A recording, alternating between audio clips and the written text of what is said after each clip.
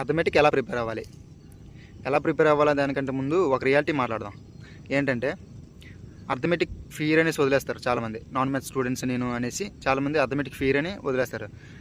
మీకు తెలియాల్సింది ఏంటంటే అథమెటిక్ లేకుండా ఎగ్జామ్కి వెళ్తే మాత్రం ఎగ్జామ్ క్లియర్ చేయడం అనేది చాలా కష్టం.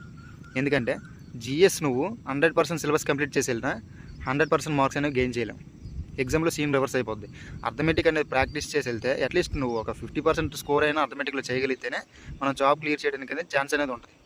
ఇది రియాలిటీ. ఇప్పుడు ఎలా ప్రాక్టీస్ చేయాలి? నేను నాన్ మ్యాథ్స్ స్టూడెంట్స్ అంటుంటారు.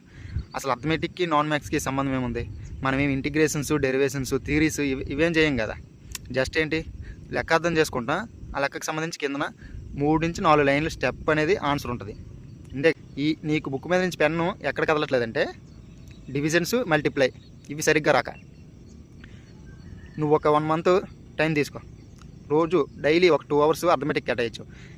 Multiplication, divisions, subtraction, additions, 10 into 10 tables ఇవి బాగా ప్రాక్టీస్ అవ్వు. అండ్ ప్రతి చాప్టర్ నుంచి బేసిక్ మెథడ్స్ అనేవి ఉంటాయి. సపోజ్ పర్సంటేజ్ ఉంది, పర్సంటేజ్ నుంచి ఫ్రాక్షన్స్లోకి ఎలా మార్చాలి, ఫ్రాక్షన్స్ నుంచి పర్సంటేజ్కి ఎలా మార్చాలి. జస్ట్ ఒక మంత్ ఏం చేయకు, జస్ట్ ఇవే ఫాలో అవ్వు.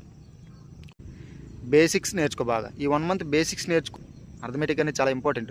జాబ్ ఎవరైతే 1 మార్క్ 2 మార్క్స్తో లాస్ అవుతారో వాళ్ళు రియలైజ్ అవుతారు మరి కొంచెం ఎఫర్ట్స్ పెట్టుంటే బాగున్నాయి అనేసి. ఆ పరిస్థితి మీరు తెచ్చుకోకండి. డైలీ ఒక 2 అవర్స్ అథమెటిక్ కేటాయించండి. నెల రోజుల్లో మీరు ఓవర్కమ్ చేయగలుగుతారు.